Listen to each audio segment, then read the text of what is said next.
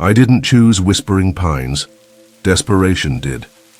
I thought I was taking a quiet night shift at a forgotten rural clinic. Just one more job to keep me afloat. But the rules they gave me weren't for procedure. They were for survival. By the time I realized what this place really was, it was too late.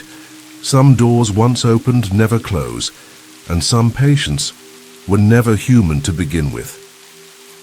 I never imagined my nursing career would begin with a lie, one I told myself to keep breathing under the weight of $800,000 in student loan debt and my grandmother's unpaid medical bills. Every rejection email from urban hospitals and understaffed clinics chipped away at my pride until desperation left me scanning listings in places no one wanted to go. That's how I found the Whispering Pines Rural Health Clinic. Located just outside Millfield, Ohio, the ad promised a full-time night shift RN position with a 7-hour bonus and subsidized housing. The offer looked suspiciously generous, especially for a half-dead town where the coal mines had shut down 15 years ago, and the only signs of life were a diner with a flickering open sign and a pawn shop operating out of what used to be a pharmacy. Still, it was a job, and in Millfield you didn't turn those down.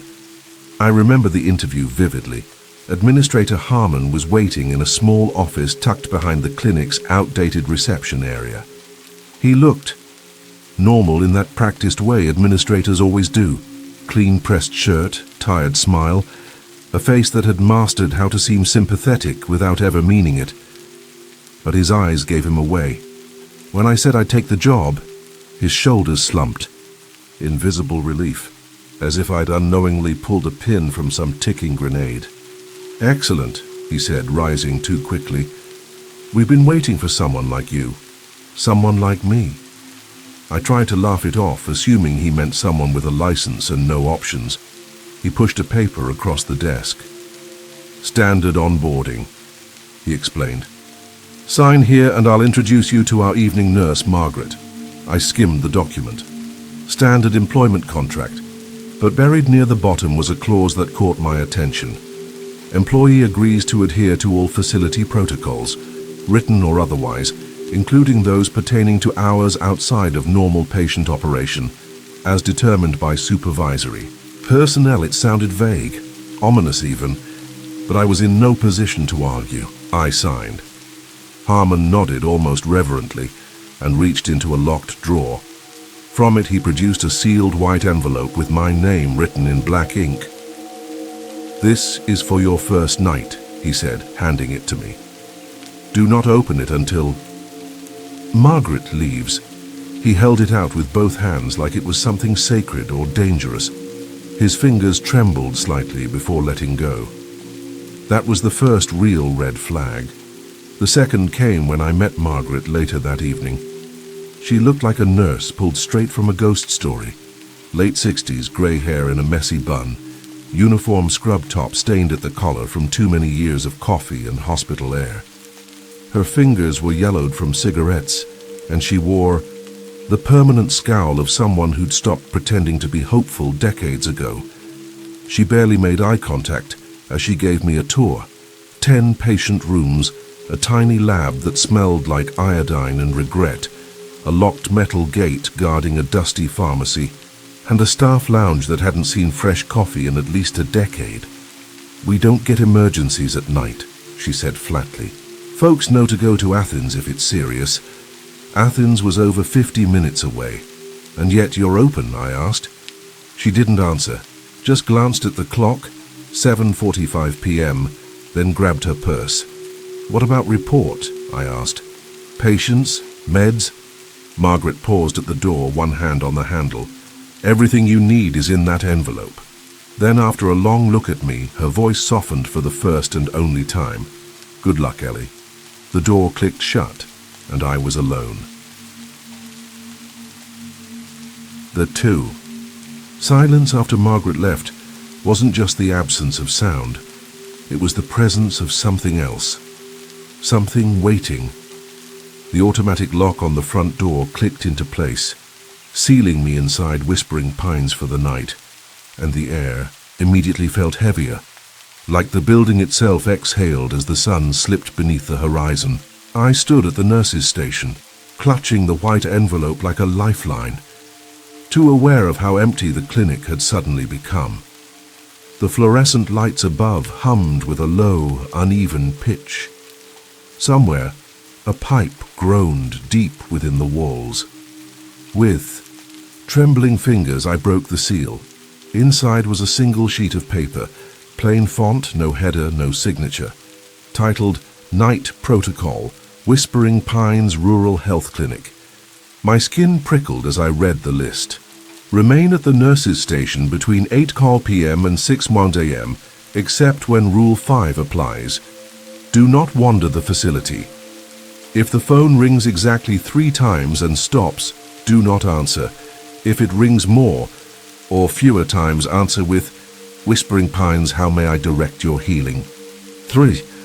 Medication requests must be processed within 15 minutes of receipt.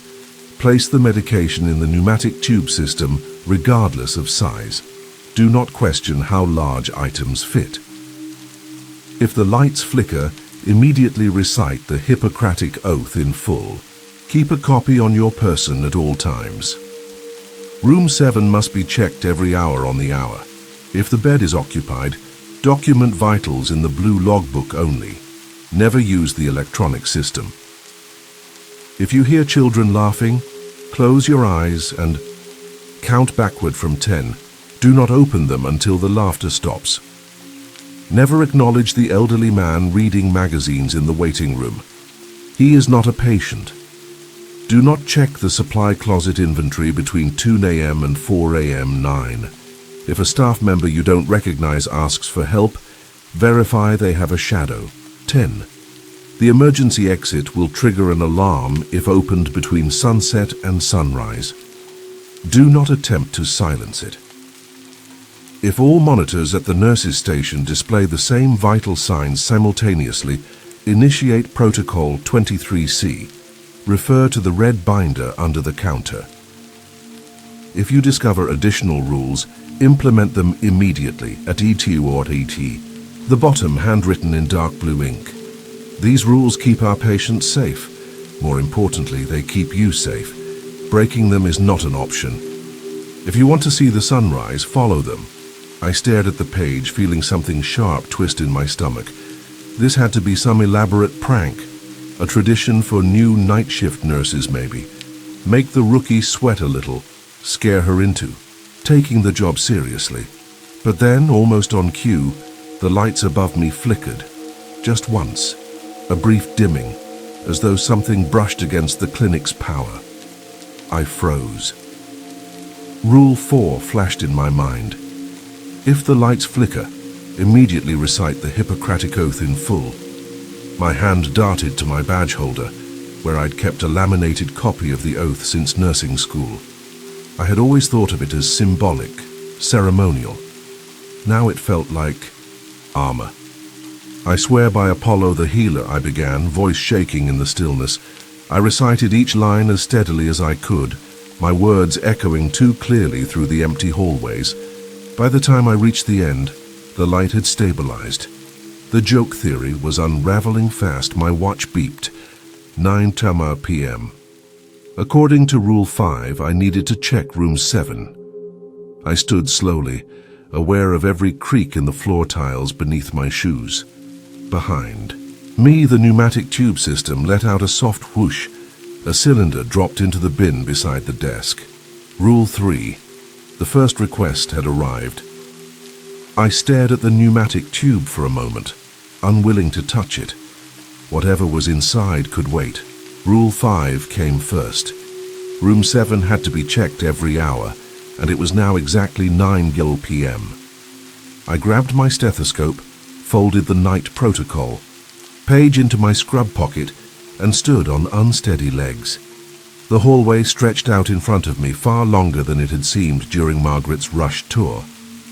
The overhead fluorescent lights buzzed faintly and cast sharp shadows against the walls, shadows that seemed to twitch when I wasn't looking directly at them. I walked quickly but cautiously, my sneakers whispering against the scuffed linoleum. Room 7 was at the far end of the west corridor, the door marked in fading silver letters that reflected no light.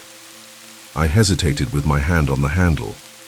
Every part of me screamed to go back, pretend I had checked it, and write down something, vague in the logbook, but I was a nurse, following protocol, especially a protocol that promised my survival, was something I could not afford to ignore.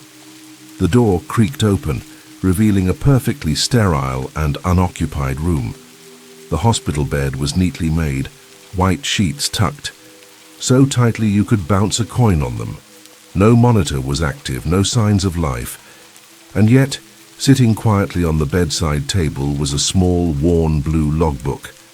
Its leather cover was cracked at the edges, the pages slightly yellowed, like something passed down rather than issued. I approached it with caution and flipped through the pages. Line after line of vital signs filled its pages, dating back years. Some entries were written in shaky English medical abbreviations. Others were in symbols I didn't recognize, Latin maybe, or something older. Each entry listed a date, time, and patient initials. I paused on the last entry, time-stamped just a day before. The handwriting was crooked, uneven. Patient presented with absence of self. Treatment, remembrance therapy. Prognosis, terminal identity dissolution. I blinked at the words, unsure if I was reading them correctly or just imagining things. Identity dissolution? Who writes that in a patient record? I placed the book back on the table carefully and turned. To leave, the muscles in my neck already tightening from the tension. But before I reached the hallway, the phone at the nurse's station rang 3 times. Then silence. I froze. Rule 2 was clear. If the phone rings exactly 3 times and stops, do not answer. I hadn't touched it. I hadn't even approached it. But I felt as though I'd been tested, and somehow I had passed. I made my way back to the nurse's station, my heart thumping in my chest like a hammer. The phone sat innocently in its cradle, its display dark. No missed calls, no caller ID. I stared at it like it might ring again. When it didn't, I exhaled slowly and tried to compose myself. I'd barely sat down when something shifted in the air. It wasn't noise exactly, but a change in atmosphere, like the clinic was holding its breath. Then came the sound, laughter, high-pitched and delicate, children's laughter echoing down the East Wing hallway. It floated through the vents, sweet and melodic at first, like recess on a spring day. But it didn't take long for the rhythm to register as wrong, too synchronized, too rehearsed, as if the laugh was being played on loop, and it was getting closer. My blood turned cold. Rule 6. If you hear children laughing, close your eyes and count backward from 10. Do not open them until the laughter stops. I squeezed my eyes shut, heart pounding against my ribcage. 10, 9, 8. The laughter swelled, overlapping voices rising in unison like a chorus of dolls. I could feel something moving. Beyond the edges of my senses, shadows brushing my arms, an unnatural breeze against my neck. 5 into 4. The temptation to look was overwhelming. My instincts begged me to check, see if I was imagining it, see if I needed to run. 3, 2. The laughter stopped. I waited an extra 5 seconds. Silence pressed against me like water. When I opened my eyes, the hallway was empty. Nothing out of place. The lights hummed quietly, casting the same sterile glow. But something had changed. I could feel it. Back at the desk, I noticed the pneumatic cylinder was still waiting in the basket. I reached for it slowly and removed the note inside. A name was scrawled across the paper in shaky handwriting. Mr. Stevens. Room. 4 morphine 4 mg IV push. For the pain that doesn't exist. No signature, no medical record, just a request. For a patient who wasn't supposed to be here, and yet my shift had only just begun. I read the note again, hoping the words would somehow rearrange themselves into something sane. But they didn't. Mr. Stevens. Room 4. Morphine, 4 Mimi Navi push, for the pain that doesn't exist. It wasn't just the dosage or the lack of a physician's signature that unnerved me. It was that last line. The pain that doesn't exist. Was it a metaphor, a mistake, or something far worse? Rule 3 came rushing back. Medication requests must be processed within 15 minutes of receipt. Place the medication in the pneumatic tube system, regardless of size. Do not question how large items fit. I glanced at my watch, 9:17 p.m. That gave me until 9:32 to comply.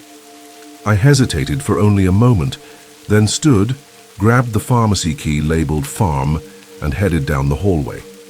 The pharmacy was tucked behind a thick metal gate that opened with an unsettling groan. Inside, the small space was lined with shelves of sealed bottles and blister packs, organized with meticulous precision.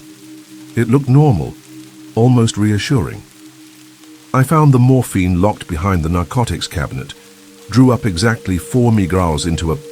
Syringe labeled it and paused. I shouldn't have been doing this. There was no chart for Mr. Stevens, no medical record, no physician's order. Administering a narcotic to an unverified patient wasn't just unethical, it could cost me my license. But something deeper, older than policy, gnawed at the edges of my thoughts. A quiet but unshakable dread. This wasn't just about my job anymore. I returned to the nurse's station, placed the syringe into a fresh pneumatic tube, and sent it off, watching as the metal cylinder vanished with a hiss of suction. I logged the dose in the narcotics book, then, on impulse, added a note of my own, administered per protocol. Patient not in EMR. Order not verifiable. Proceeded under Rule 3. My hands trembled as I closed the logbook. I barely had time to sit down before the phone rang again. This time not 3 times, but a continuous trill. Rule 2 was clear. If it rings more or fewer than 3 times, answer with the standard greeting. I picked up on the 4th ring. Whispering Pines. How may I direct your healing? At first, there was only breathing on the other end. Wet, ragged, like someone was trying to inhale through fluid. Then a voice emerged, a low gurgling rasp that sent ice down my spine. Ellie Martin, New Blood. I nearly dropped the receiver. No one here knew my last name. I hadn't told anyone. Who is this? I demanded. The voice didn't answer. Instead it croaked, check room 4, he's waiting for his medicine. The line went dead. I stared at the receiver in my hand, heart racing. The rational part of me screamed not to go. There was no official patient in room 4, no entry in the system. But the nurse in me, the one trained to respond to pain, to need, couldn't ignore the possibility that someone, something was truly waiting. I walked slowly toward room 4, every step heavier than the last. The door was closed. I knocked gently. Mr. Stevens, it's the nurse. May I come in? No reply. I opened the door. The room was dim, illuminated only by the faint green glow of the vital sign monitor. A figure lay on the bed, fully covered by a sheet from head to toe. No movement, no breath, but the monitor showed perfect vitals. Heart rate 72, blood pressure 120/80, O2 sat 98%. Everything pristine, too pristine. I reached forward and peeled back the sheet. There was nothing beneath it, not an empty bed, nothing. A hollow, a space that should have contained a body but didn't. Like a piece of the world had been cut out and simply failed to render. A void with no bottom. No edges. The monitor beeped steadily beside me, as if measuring the life signs of the absence itself. And then I understood. Mr. Stevens wasn't a man. He was the space where something used to be. Or worse, where something was beginning to become. Behind me, the pneumatic tube whooshed again. I turned and found the same syringe, now empty, and a note. "Thank you, Nurse Martin. The nothing doesn't hurt anymore." I dropped the note as if it had burned me. The clock on the wall read 9:58 p.m. and it was almost time to check room 7 again. By the time I reached room 7 again, my legs felt like lead. The events of the last hour had already cracked the thin surface of logic I was desperately clinging to. Morphine delivered to a void. A voice on the phone that knew my name. Monitors recording vital signs for something that wasn't there. And now 10 p.m. loomed, and Rule 5 demanded another check.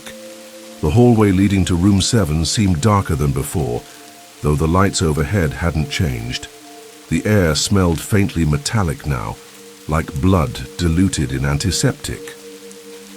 I walked, slower this time, eyes darting to the corners where shadows didn't sit quite right.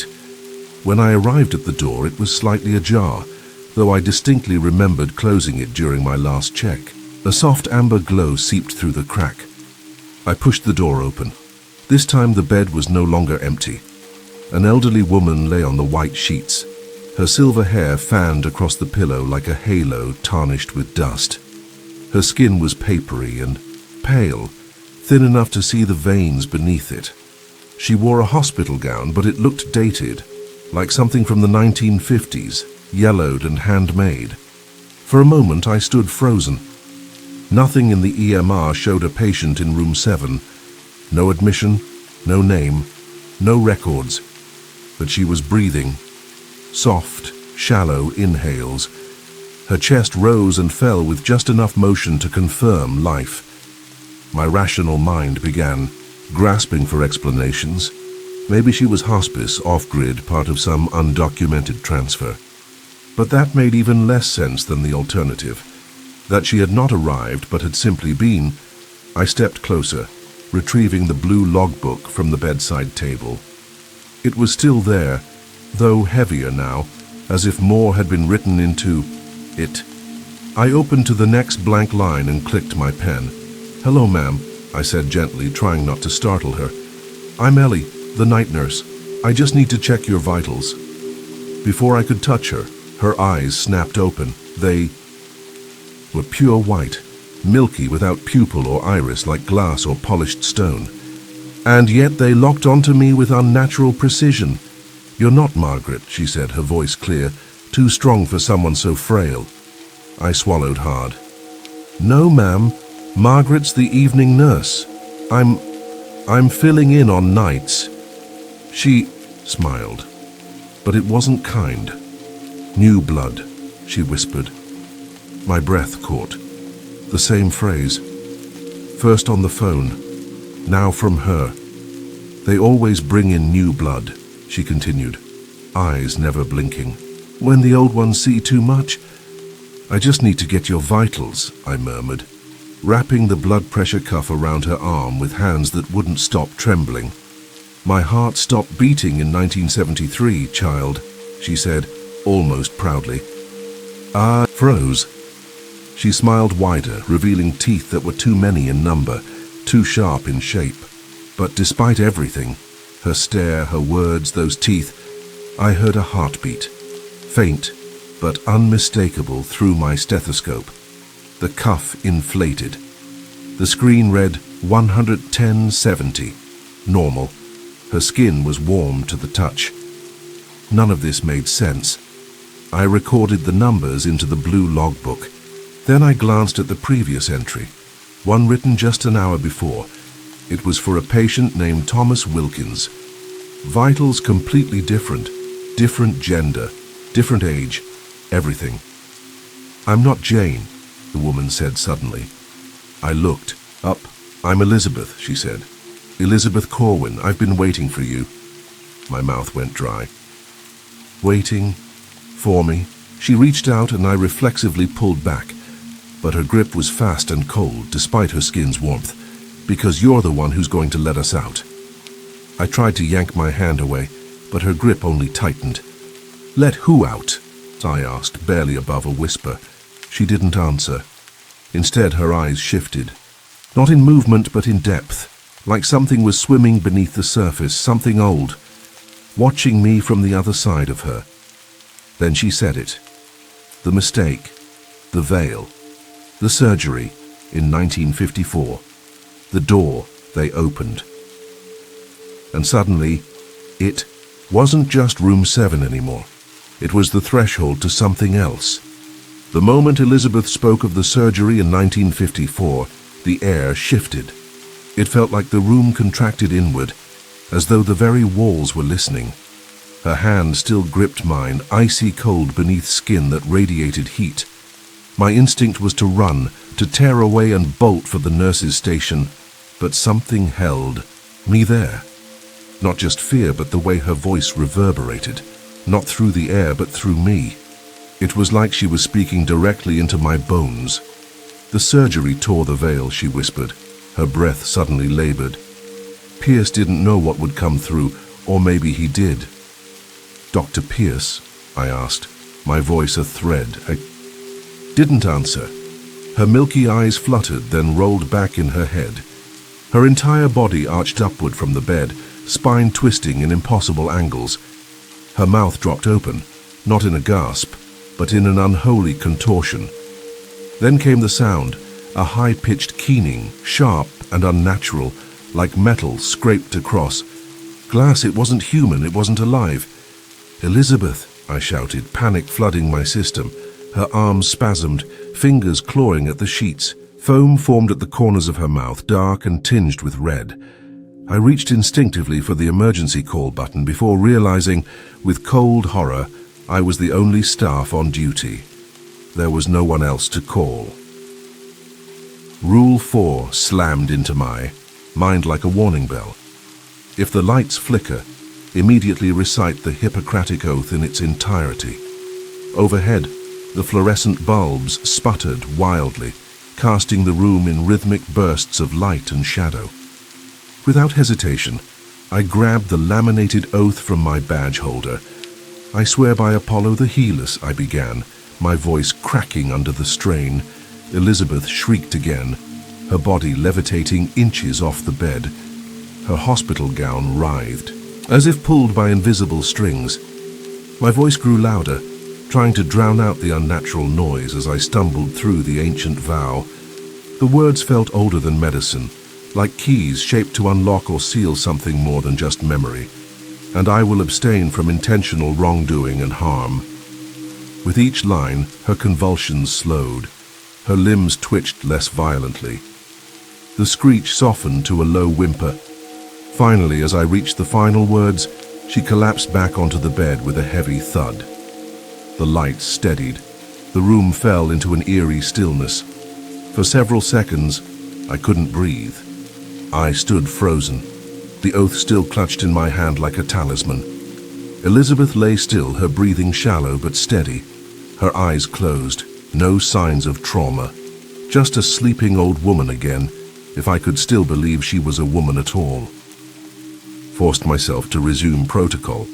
I rechecked her vitals, somehow still normal. Then, with shaking hands, I opened the blue logbook and began writing. On PM. Patient experienced seizure-like event. Abnormal vocalization. Intervention applied via Rule 4. Full recitation of Hippocratic Oath. Result. Stabilization. Patient identified self as Elizabeth Corwin. Referenced 1954 surgery and the veil. I paused before adding one last line. Patient stated, "You are the one who will let us out." I closed the logbook and placed it gently back on the bedside table. Just as I turned to leave, her hand shot out and grabbed my wrist again. Her eyes remained closed. "There's one more rule," she whispered, barely audible. I froze. "What rule?" Her grip was like iron. "They won't tell you the last one, but it's the only one that matters." "What is it?" I asked, heart pounding. Her lips barely moved. "When the clock strikes 3 and all the patients cry, Do not, under any circumstance, open the red door. Then her hand released me. Her breathing deepened. She was either asleep or pretending. I stumbled out of room 7 and leaned against the wall, heart hammering, blood roaring in my ears. I'd memorized every rule in that envelope, but there had been no mention of a red door, no mention of patients. Crying at 3 a.m. No indication that something catastrophic waited behind a door I hadn't even seen, but now, I wasn't sure I wanted to, and I wasn't sure I'd have a choice. Back at the nurse's station, I sat in stunned silence, the fluorescent lights above me humming with a little too much intent. My wrist still tingled from where Elizabeth had grabbed it, her last words looping in my mind like a sinister lullaby. When the clock strikes 3 and all the patients cry, "Do not open the red door." It was past 10:30 p.m. now, and though my shift was barely halfway through, I felt like I had already lived a lifetime inside this clinic. I was reaching for the blue logbook to reread my notes when the pneumatic tube activated again with a metallic hiss. This time the canister contained something new, a red pill and a folded slip of paper. On the note, in the same tight, spidery handwriting as before, was a single line: "Take this when you're ready to see. But remember, once the veil is lifted, it can never be replaced." I didn't take it, not yet. Instead, I slid it aside, and that's when I saw it, an unmarked manila folder resting neatly at the edge of the counter. I hadn't seen it earlier. I would have remembered. The tab read 1954 Confidential. Elizabeth's voice echoed again. Check the basement records. October 17th. Dr. Malcolm Pierce. Patient 0. With trembling fingers, I opened the folder. The contents were chilling. Inside was a report, yellowed with age, describing an experimental neurosurgical procedure conducted at Whispering Pines in 1954 by a physician named Dr. Malcolm Pierce. It had been performed on a psychiatric patient under the pretense of exploratory brain stimulation. But things went wrong, or, as the report implied, perhaps too right. The patient seized violently, spoke in an unknown language, and then the impossible. A presence was described, something that emerged from the craniotomy site, something dark, not just in color, but in substance. The phrase that kept appearing was "absence given shape." One page in particular held my attention. A diagram labeled Dimensional Breach Event 171054, noting an exact time, 3:17 a.m., and a handwritten annotation: "The veil between worlds is thinnest then." A photo was paperclipped to the back. The EE surgical team, 5 people. My heart stopped when I saw her. Elizabeth Corwin, young, unchanged, frozen in time. Standing beside her was a man I instantly recognized as the one who'd been sitting silently in the waiting room, the one I was told never to acknowledge. Next to them, a third face chilled me even further. Thomas Stevens. The name on the morphine. Request. The patient who somehow had no body. A chill ran down my spine.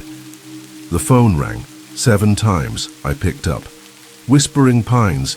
How may I direct your healing? "This is Dr. Harmon," said a deep, crisp voice. "Have you reviewed Protocol 23C? I sat up straighter. "Yes, doctor, I have questions." "You are not authorized for questions," he interrupted sharply. "Your role is to follow the directive. The transit patient in room 7 must be prepared by 2 a.m.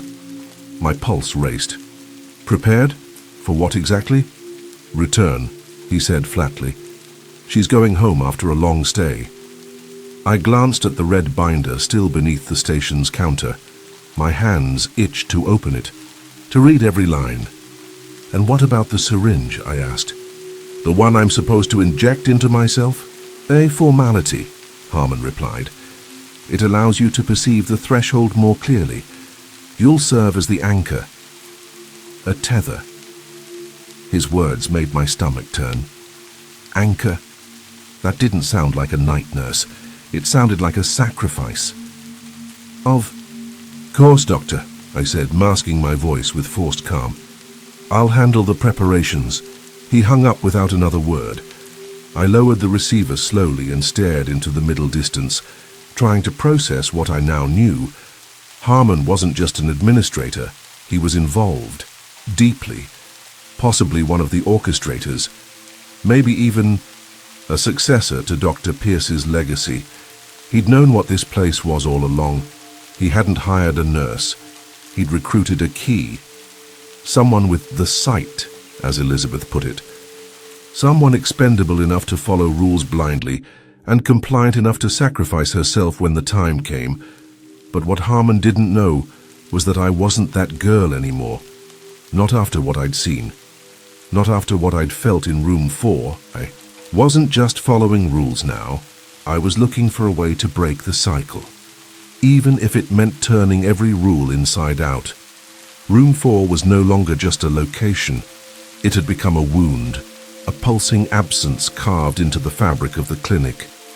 I stood outside its door again at 11:15 p.m., unable to ignore the gnawing pull in my gut, like the room itself had noticed me and wanted me back.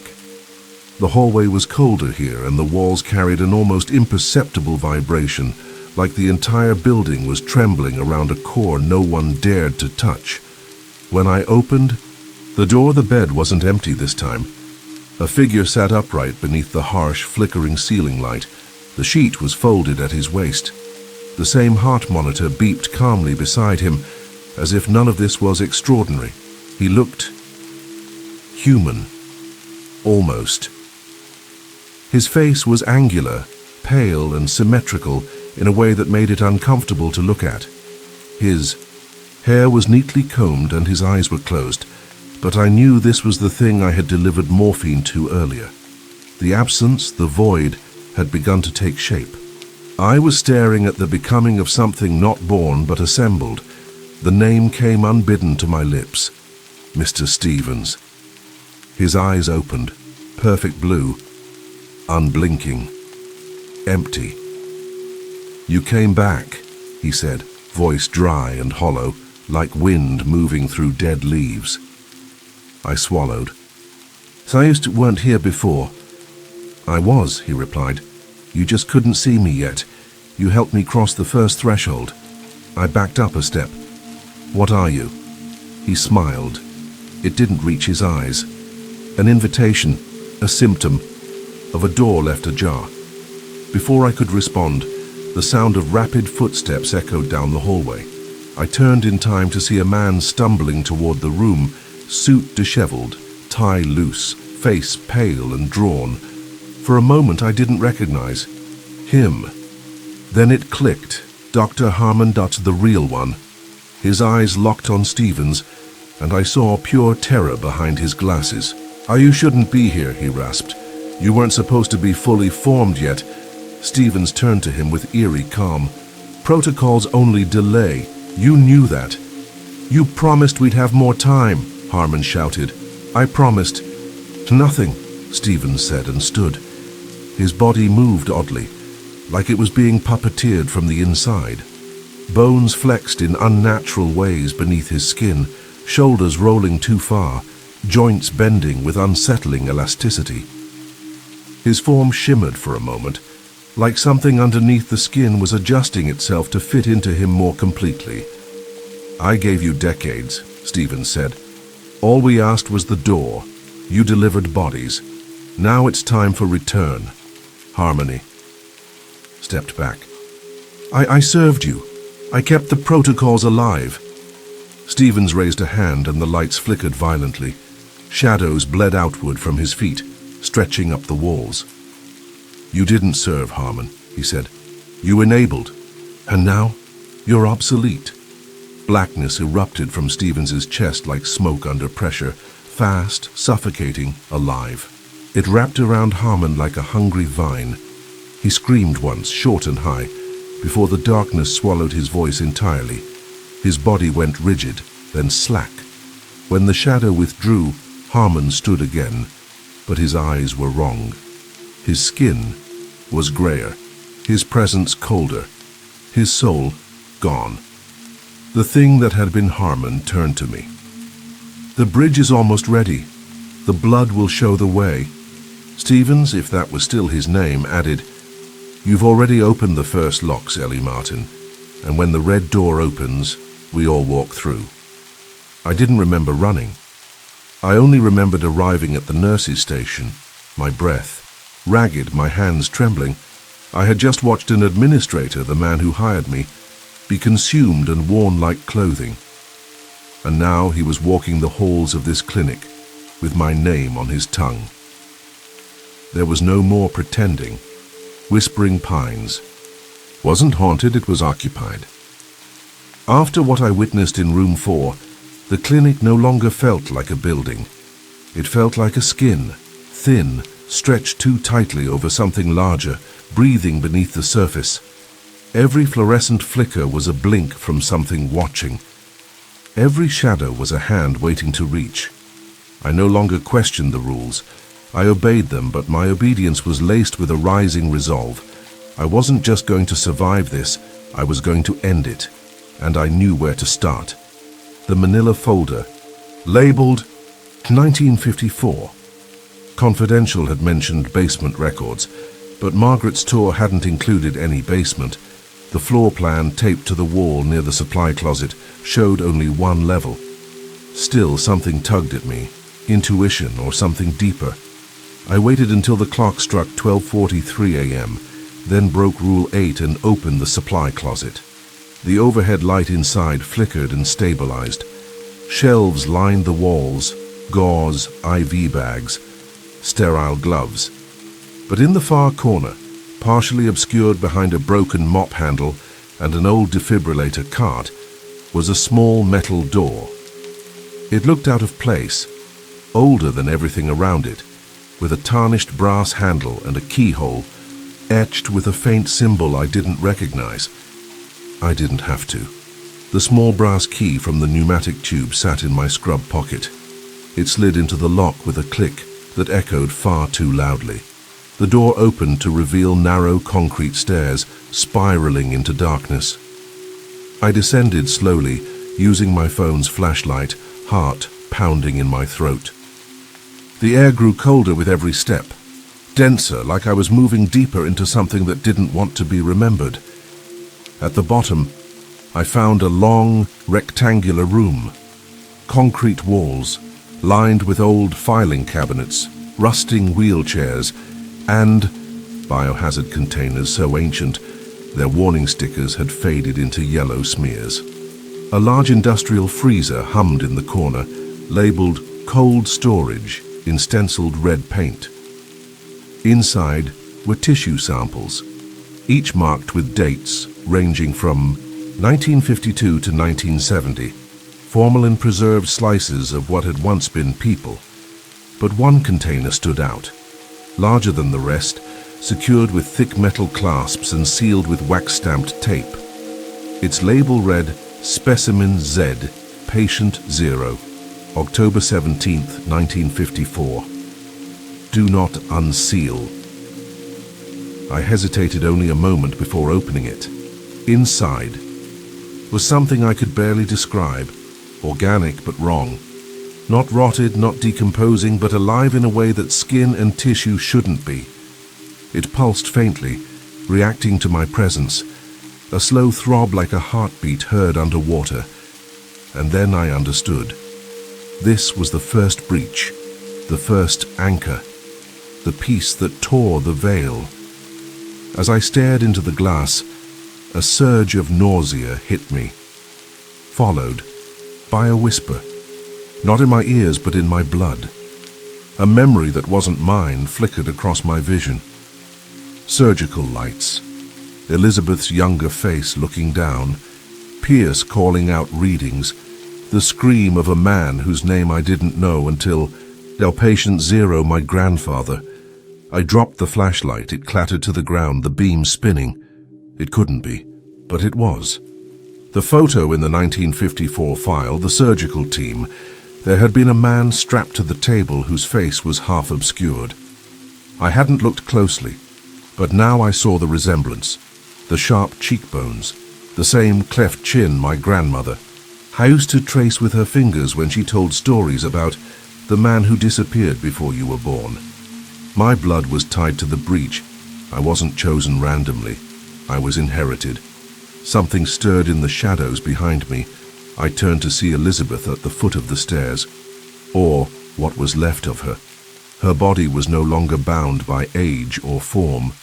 Her limbs were too long, too many joints bending in ways that defied anatomy. Her eyes still glowed white, but now they pulsed with red veins spiderwebbing through them like cracks in porcelain. "Clever little nurse," she said, her voice layered with something that echoed. "You were always meant to find this. That's why the door calls to you." "What do you want from me?" I whispered. She grinned. "It's not what I want, it's what the blood requires. The circle is nearly closed. You, Ellie Martin, are the final key." I backed toward the stairs, the specimen clutched tightly in my hands. "You carry the echo of the first breach," Elizabeth hissed. "You are the breach." Then the freezer behind me let out a sharp hiss, and the lights above me began to flicker. The lights above me snapped off, plunging the basement into suffocating darkness. Only the dim beam of my fallen flashlight spun across the walls, illuminating fragments of reality. Rusted steel, coiled tubes, the pulsing black mass in the specimen jar still clutched in my arms. Elizabeth's twisted form advanced slowly, each movement jerking like a marionette under an unfamiliar hand. "You are the final note in the symphony," she whispered, voice echoing off the concrete like dripping water in a tomb. "The bridge can only be completed with blood that remembers." I backed toward the staircase, trying to keep my footing. I didn't know if I could outrun her or whatever she'd become, but instinct screamed that staying here was death, or worse. The specimen throbbed in my grasp, warm and rhythmic, syncing with the pounding of my heart. "Do you even know what you're holding?" she rasped. "Yes," I said through clenched teeth. "The first piece that crossed over." She paused. "Then you understand what will happen if you return it." I did. Returning it would begin to collapse the bridge, reverse what had been building for 70 years. She lunged, but not at me, at the freezer behind me, as if sensing my intent to undo what had been done. I turned and bolted up the stairs, the specimen tucked to my chest, ignoring the inhuman screech that followed me upward. I barely made it through the closet door before slamming it shut and locking it behind me.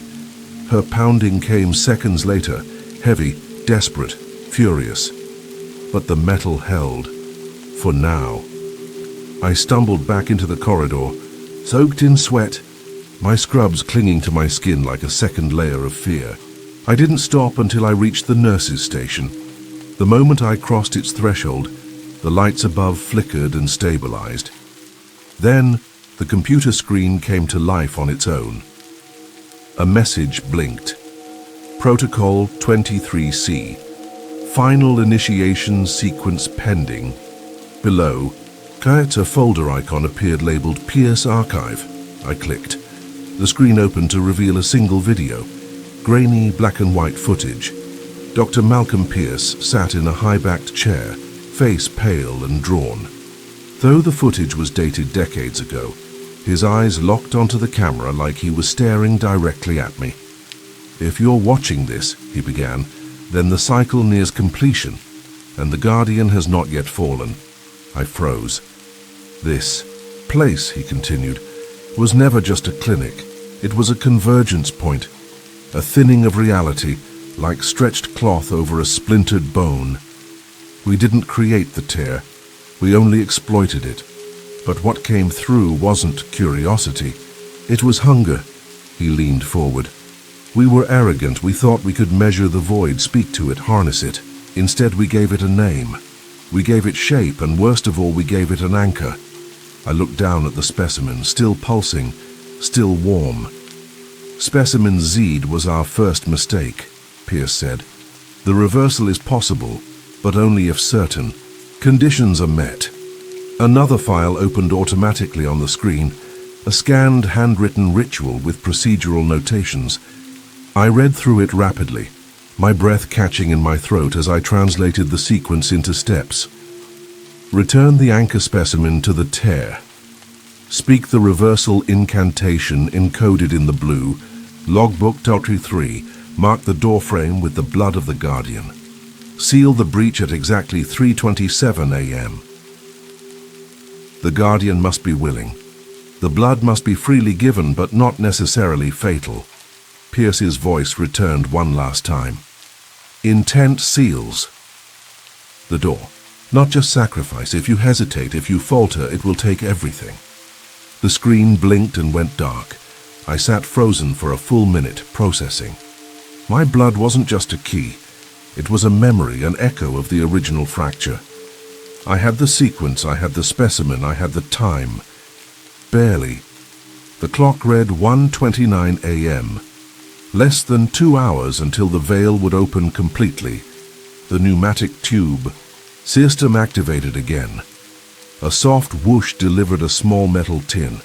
Inside was a scalpel, sterile and gleaming. Alongside it, another note in familiar spidery ink. A willing sacrifice gives power to the seal. But a life freely offered need not be fully spent. MPI stared at the scalpel, at the edge that would soon draw blood from my hand and write finality into the wood of a door I hadn't even seen yet.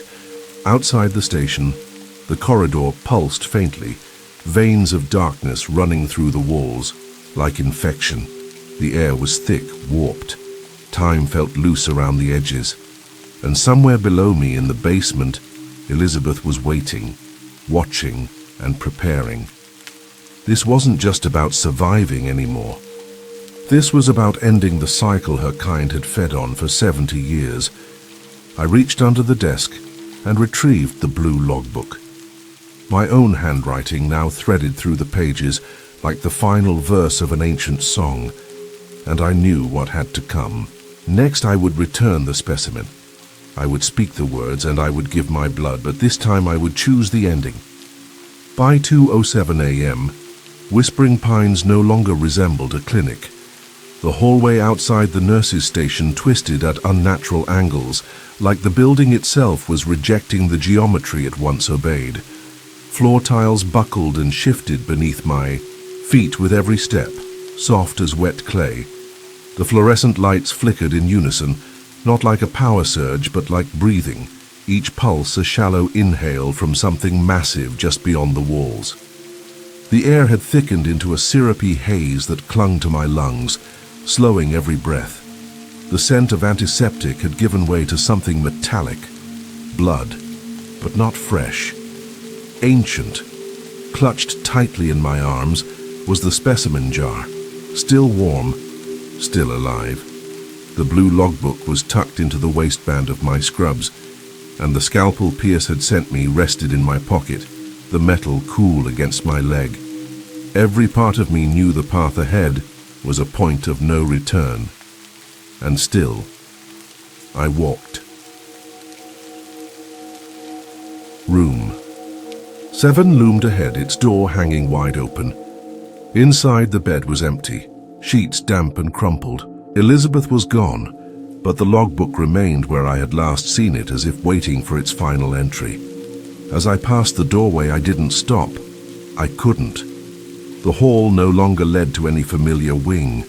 It stretched into something else, an impossibly long corridor that had no place in the physical blueprint of the building. The walls here pulsed with dark veins, literal veins, branching and twitching under a translucent membrane of drywall. The overhead lights glowed an unnatural red, casting everything in shades of flesh and bone. Doors lined the hallway, but none had numbers. Some opened briefly as I passed, revealing vistas that defied reason. A vast black ocean beneath a crimson sky, a spiral staircase suspended in a void, a room filled entirely with whispering mouths. I kept my eyes forward.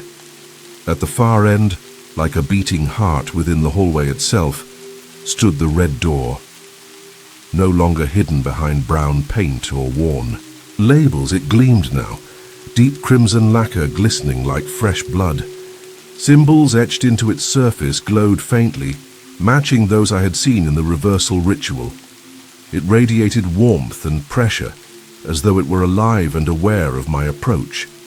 The brass knob gleamed, untouched, but inviting. Behind me, I heard footsteps, soft at first, then heavier, more purposeful. I turned and the corridor behind me warped. The shapes of Stevens and the thing wearing Harmon's body emerged from the dark, walking slowly, deliberately, their forms glitching and stuttering as they moved, as if reality could barely contain them. "You made it," Stevens said, his voice now layered with too many echoes. "You always were the right one." The Harmon thing tilted its head. "The blood recognizes the path. It brings the door closer." "Return the specimen," Stevens said, spreading his arms. "Open the door. Become what you were born to be." "I wasn't born for this," I said quietly. "Of course you were. Your grandfather was the first to open it. You carry the echo of his fracture. You're the continuation of his failure, or his success, depending on your choice." They stepped closer. My hand reached for the scalpel in my pocket. From the left, a third shape materialized. Elizabeth, no longer pretending to be human. Her limbs had stretched to impossible proportions. Her spine bent backward like a snapping tree branch. Her face split with a too-wide smile that reached past her ears. "The clock ticks toward 3:17, she hissed. "You have the specimen, you have the blood, the bridge is built. All that remains is to cross it." I turned back toward the red door. My hand touched its surface. It felt feverish, alive, pulsing with anticipation. The wall clock next to the door read 3:09 a.m. 8 minutes remained. I could still end this, but I would have to go through it first. Not to open it for them, but to seal it from the other side.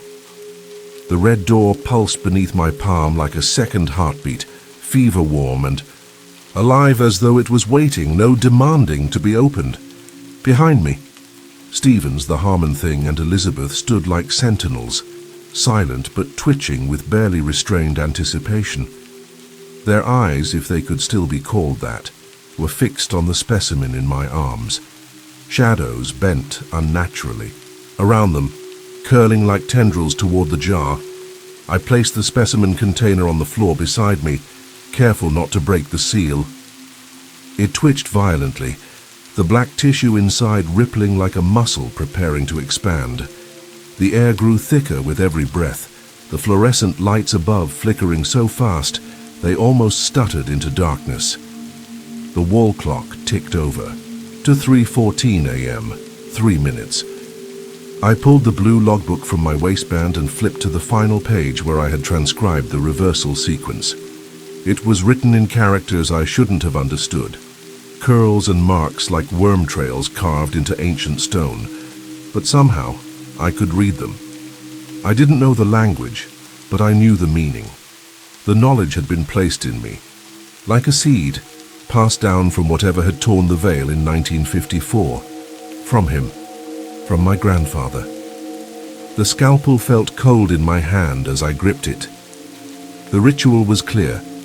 Intent mattered. The blood had to be freely given, but it did not need to be fatal. I looked down at the red door again. The glyphs carved into its wood shimmered faintly, reflecting the symbols in the book. Pierce's words echoed in my mind. A life freely offered need not be fully spent. I dropped to one knee and drew the scalpel across my palm. The pain was sharp, immediate, and grounding.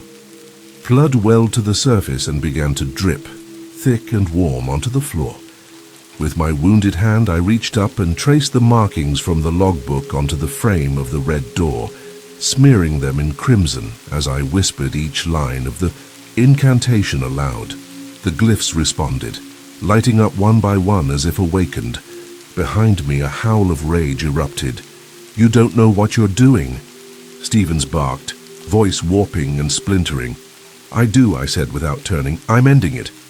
The Harmon thing surged forward, limbs jerking unnaturally, but the moment it crossed the blood-marked threshold of the door, it recoiled.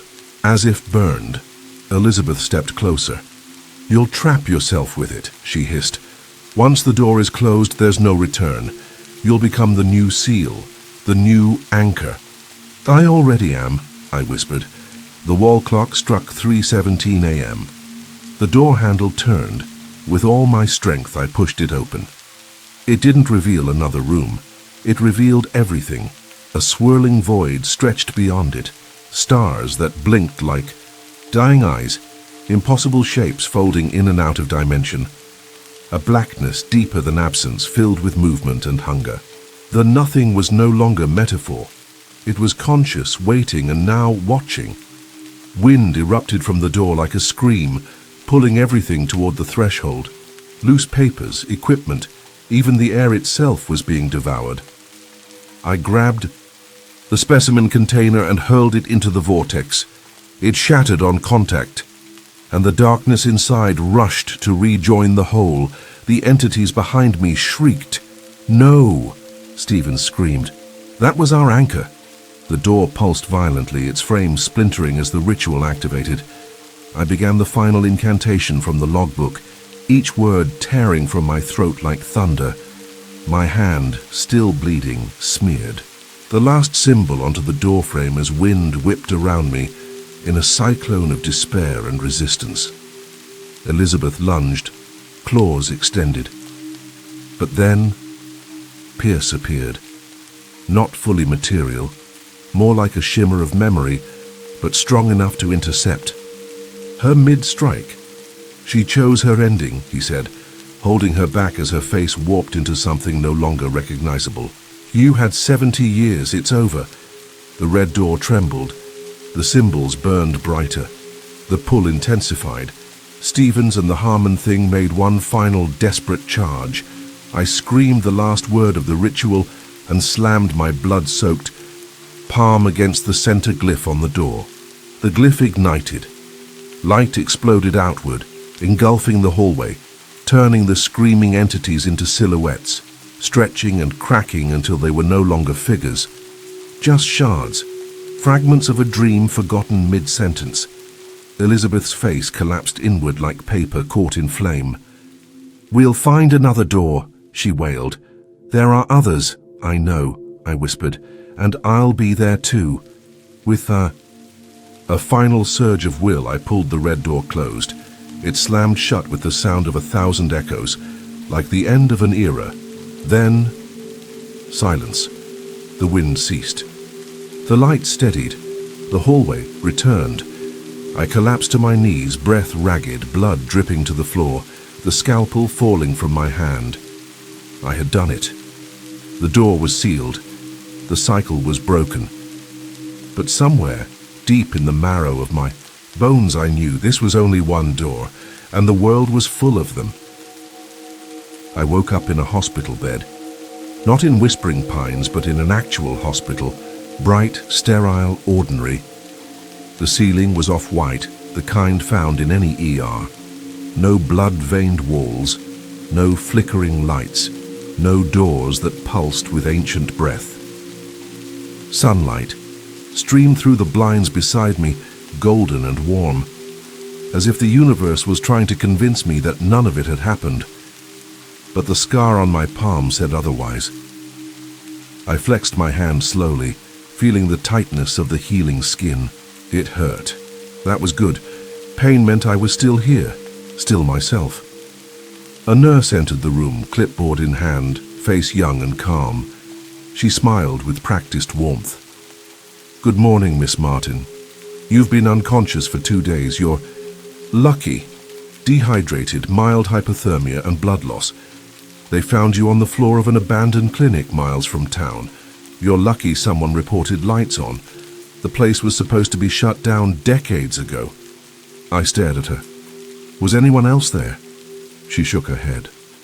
"No one. Just you. No Harmon. No Elizabeth. No Stevens. No red door. All gone. Or sealed.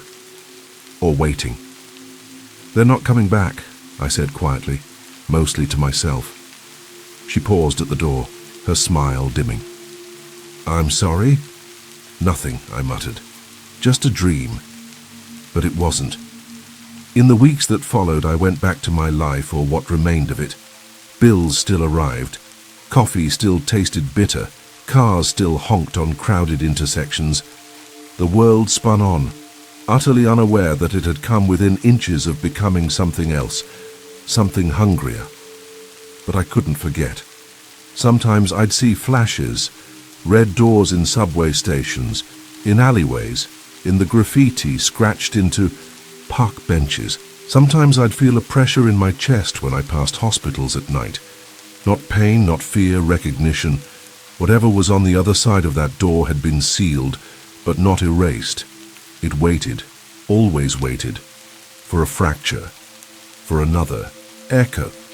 But I had something now they never planned on: knowledge. The final entry in the blue logbook sits in my drawer, locked away, its pages filled with ink and blood.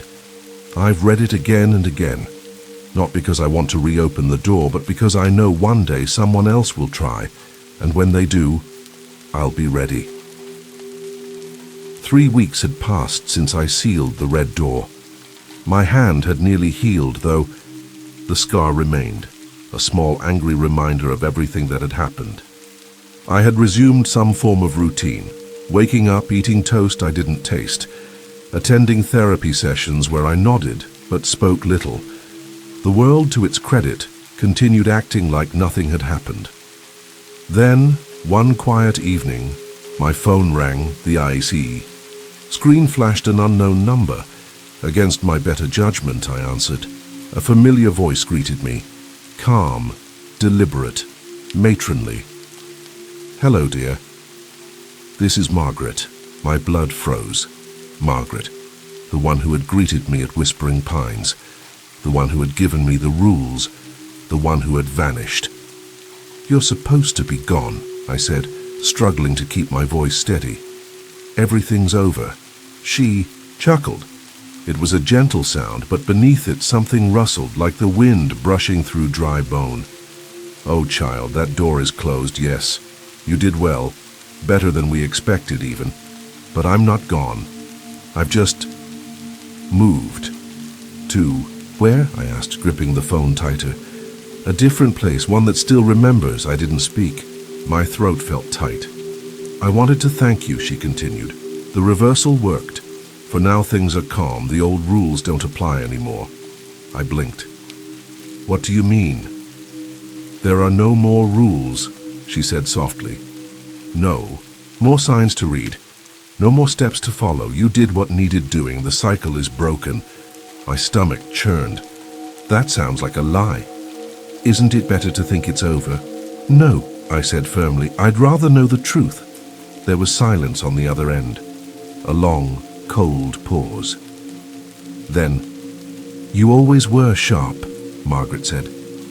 "Very well, the truth then. The red door you sealed wasn't the only one. It was the first, the original. That makes it special." I held my breath. "They'll come looking for it.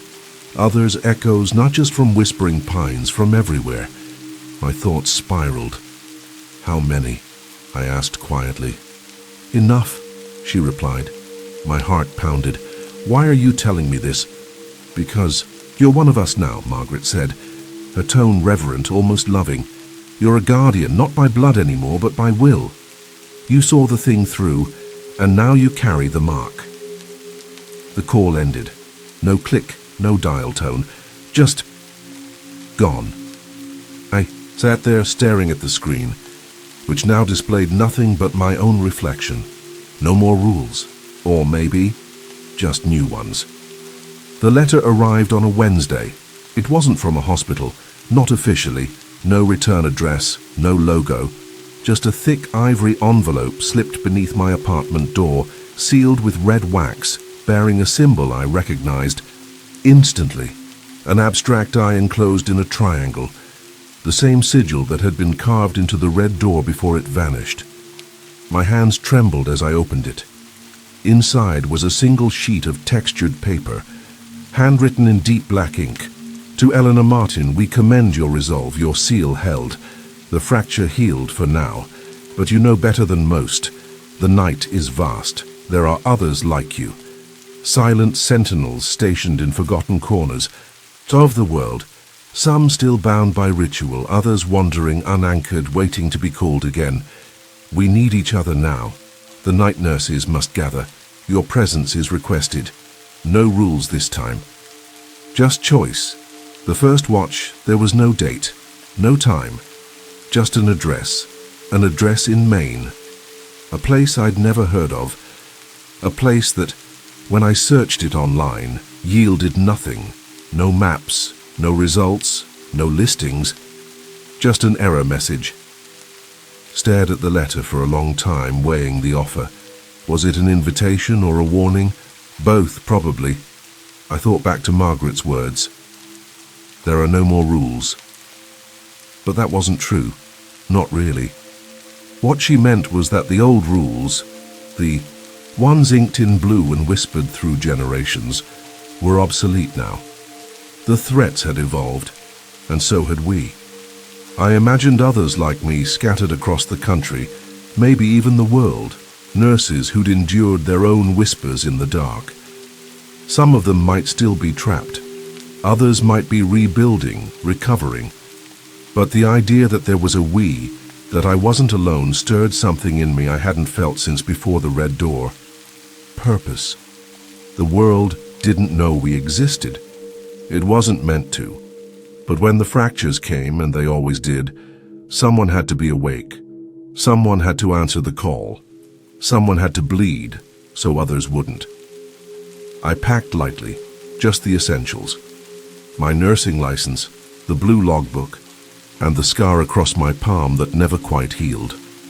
The taxi driver had never heard of the town. The train ticket I purchased required no destination, just coordinates. As I sat by the window, watching the city fade into forest, I wondered what the others would be like, what they had seen, what they had lost.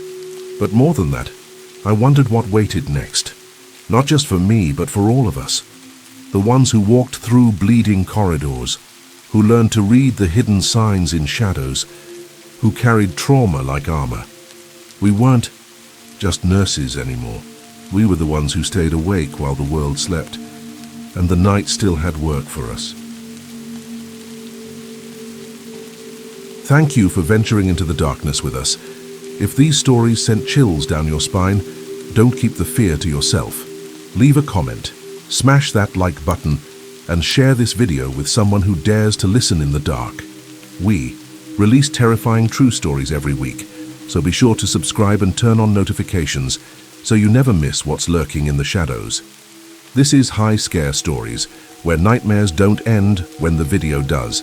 Until next time, stay safe and stay scared.